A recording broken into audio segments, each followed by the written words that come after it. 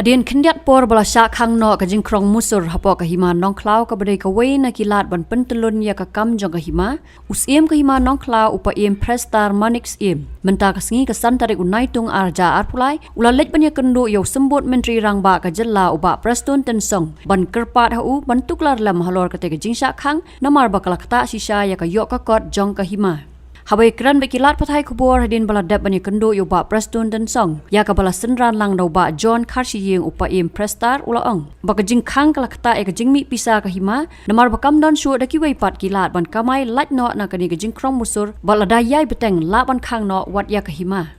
ban bai kendo yo deputy chief minister ha go de shak khang no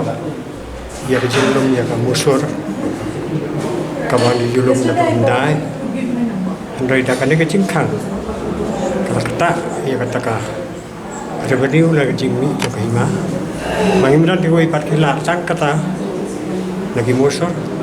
dan rakhang no tang poi ka dulat bat an poi ka ko le sing ha ban khang no wat ki Hima nama jing bom dan no jingmi no kata kyrpad jori untuk ista bu sko wan ya ban pik kanang ni kata hak bo ban seo ba Api katakan detail work plans work council kalau kata kita baik kita bakal nak lebih yang kita apa kan jadi permission lagi shah sesuai pada belum ya kamu sur kata kata kaji persiapan jadi bagi jawab pun persiapan panjang shah kemudian dia berkata ruling ini high court kepada orang bah kasih betul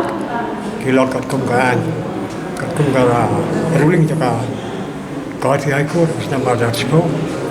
waktu saya bagi Hima kerja lom story Hima kalau kat kumkaan deh lo pencai bahawa kita kata hukum tahu orang ni semua orang khang ya kerja lom betul hendak tang ya cakap kita tahu apa dia katakan detail work plan apakah responsive kenapa sarkar kalau banyak sekarang kalau kena kam jika pak jadi wanda kalau bah kami sos kata ka jenglum busur kita kami syadlum kementah belakang no kemot miladu ta te kendia kan sai ya ke musur do kiyo ada kata pada kalau kapret gomla ban kerjaan ya nanti ya ke Hima melihat bersih ya kita menteri lihat dan betah ke sekolah habis yang wei kam gila tak Hima kan ni jengkang kalau saya katakan kalau jengkang lah saya kan poi ke pulau ban function tu ya ban khang no marunan jengni kata dia persiapan ko district minister kalau keluar dari mencip kia, memang juga hijau shah, kipan ban kita orang Syiem Muhammad Ashkar sekarang. Kapno pilih yang Ashkar. Wadai